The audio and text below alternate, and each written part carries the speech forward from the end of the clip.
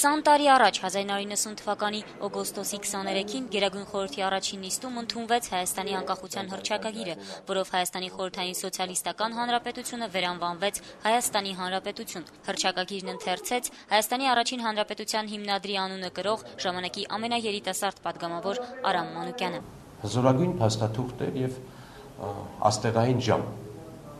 Այդպիսի պահեր ժողովուրդները քիչ են ունենում։ Ես հպարտ եմ եւ պարտավորված։ Դերևս չի եղել որևէ մեկը, որ քննադատի։ Ոչ համարձակությունը, ոչ գիտելիքները, ոչ հիմքը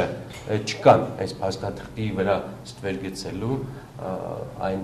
քարկոծելու չկա։ Հրաշալի փաստաթուղթ է եւ ռոմանտիզմն է լիքը, եւ իրատեսությունը, եւ քաղաքական վիրագիտությունը, եւ այն կամքը, երազը, ցանկությունը, որ իսկապես հավաքական է իր ժողովուրդ ուզում էր։ Այդ առումով կատարյալ փաստաթուղթ է։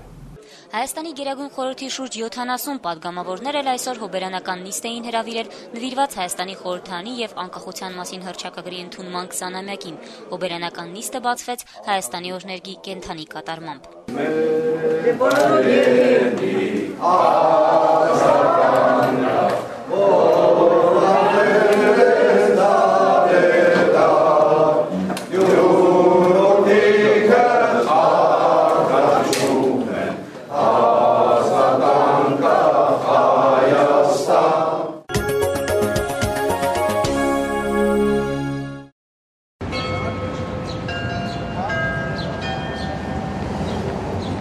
Տարիանց հռչակագրի ընդունումից ի վեր ինչ ունենք այսօր։ Ինչ ունենք, ամենակարևորը պատերազմ չկա, Արցախի ազատագրումից հետո պատերազմ չկա, խաղաղություն է, դա շատ լավ է։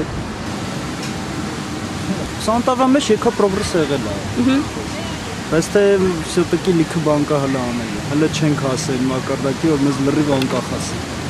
Ազատ անկախ լինելը բոլորի համար լավ է միշտ է։ Եվ դրա հետ մարդկային Կյանքի ապրելու պահանջներն էլ որ բարելավի, օրակապ երկիր է։ Դարերի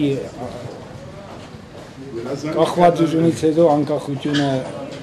երևի պետք է ժամանակ, որ հասկանանք, բայց հիմնականում հասկանում ենք։ Շատ թանկ բան է։ Ինչ զգացողություն կա 20 տարի անց հռչակագրի ընդունումից։ Երևակայում նույնն է, ոչ մի բան չի փոխվում։ Տարբերություն չենք զգում։ Առաջները մանկախ չենք եղել, ավելի լավ ենք ապրել, հասցե հիմա։ Ասենք կյանքի տարբեր ոլորտներում փոփոխությունները զգալի են, նույնիսկ անհամեմատելի բնականաբար, բայց երկրում վերին աստիճանի է հասել կոռուպցիան։ Այդ դրա դեմ պայքար են ոչ թե ձևական, այլ իրականում ռեալ։ Կոռուպցիայի դեմ պայքարից խոսում են եւ ովքեր հենց կոռուպցիայի հովանավորները, կազմակերպիչները։ Ճիշտ է, որ մենք անկախ ենք, ինքնիշխան ենք, բայց Երանի ինքնիշխանությունը իրոք լիներ սուվերեն պետությանը բնորոշ ինքնիշխանություն, որ մենք հպարտանայինք իսկապես էլի, ձևական չլներ, ժողովրդի վիճակն էլ բարելավեր։ Չուզենա, որ չգիտեմ, խորհրդային տարիներին ծնված լինեի, որ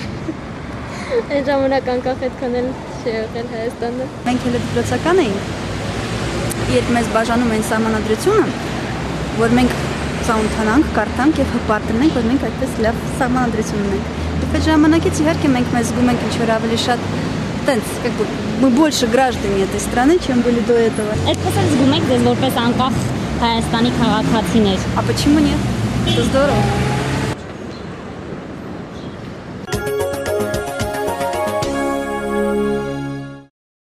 Աշխատանքից ազատվել են Հայաստանում ֆրանսիական համալսարանի 29 դասախոսներ, աշխատակազմի 1/3-ը, այդ թվում կառավարման եւ իրավաբանական ֆակուլտետների դեկանները։ Ազատված դասախոսները նամակ են հղել ֆրանսիական համալսարանի հոգաբարձուների խորհրդի նախագահ, ազգային անվտանգության խորհրդի քարտուղար Արթուր Բաղդասարյանին եւ Հայաստանում Ֆրանսիայի արտակարգ եւ լիազոր դեսպան Սերժ Սմեսովին։ Նամակում նշված է, որ հիմնավորված չեն համալսարանում զանգվածային ազատումները, ռեկտորի գործողություններով խախտվում է Հայաստանի սահմանադրությունը։ 4 հատ ծանուցում եմ ստացել համալսարանից, որից երկուսը ոչ կնքած, ոչ էլ ստորագրված էր, Եվ որտեղից ես իմացա, որ 2010 թվականի հուլիսի 1-ին պայմանագրի ժամկետը ավարտվել է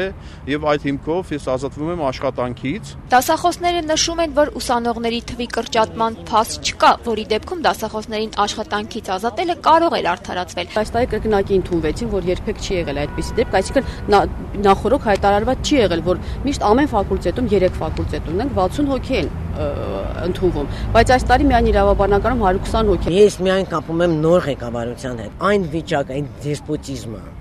այն անարդարությունը եւ մարդկանց վերաբերվել որպես ինչ-որ մի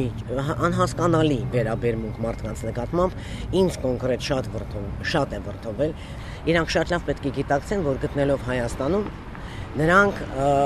ներկայացնում են Ֆրանսիան։ Չի կարելի վերաբերվել մեզ որպես մեր երկրում երրորդ կարգի մարդու։ Ֆրանսիական համալսարանում մեզ ասացին, թե պաշտոնապես պարզաբանումներ ներկայացնելու իրավասություն ունի միայն ռեկտորը Ժոել Լե Մորզելեկը։ Նա հիմա Հայաստանում չէ։ Դասախոսները դիմել են Արաբկիր եւ Քանաքեր Զեյթուն վարչական շրջանների դատարան, պահանջում են վերականգնել աշխատանքը եւ համալսարանի ռեկտորից բռնագանձել միջին աշխատավարձի չափով գումար հարկադիր պարապուրդի համար։ Մինչ դատարանի որոշումը դասախոսները դիմել են աշխատանքի տեսչություն, կրթության նախարարություն, նաեւ իրենց գործընկերոջը մարդու իրավունքների պաշտպան Արմեն Հարությունյանին, որը ֆրանսիական համալսարանում դասավանդում է քաղաքական եւ իրավական ուսմունքների պատմություն առարկան։ Ուսանողները սոցիալական ցանցերում բողոք արտահայտելուն զուգահեռ նախատեսում են սեպտեմբերի 1-ին առանձնահատուկ կերպով արտահայտել վերաբերմունք։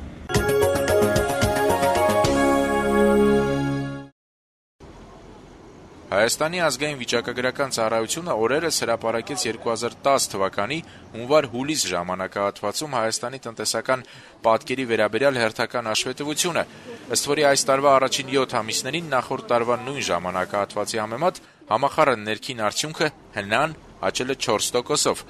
Հայաստանի տնտեսական աճը փաստորեն շարունակում է դանդաղել։ 2010 թվականի հունվար-մայիս ժամանակահատվածում հնան աճել էր 8.8%-ով, իսկ հունվար-հունիս ամիսներին 6.7%-ով։ Հայաստանում իրականացվող տնտեսական քաղաքականությունն անարդյունավետ է եւ դա է հիմնական պատճառը, որ տնտեսական աճը դանդաղում է։ Այսօր լրագրողների հետ հանդիպմանը նման հայտարարություն արեց Կենտրոնական բանկի նախկին նախագահ Բագրատ Ասատրյանը։ Քաղաքականությունը, որ մեր երկրում իրականացվում է տնտեսական անարդյունավետ է, մենք արդեն հասել ենք այս սահմանին, որ պատին ենք բախվում եւ զարգացման որևէ հնարավորություն չունի այս երկիրը, եթե այսպես ենք շարունակել։ Երբ որ ասում եք հակաճգնաժամային ծրագիր, բազմից ասել են նման բան մենք երբեք չենք ունեցել։ Ուրեմն հակաճգնաժամային ծրագիրը աշխատում է եւ իր ազդեցությունը արդեն ինքը ունենում է, որովհետեւ եթե մենք չունենայինք հակաճգնաժամային ծրագրի իրականացվող քայլերը, համենայնդեպս կարող ենք ունենալ ավելի վատ թարթեր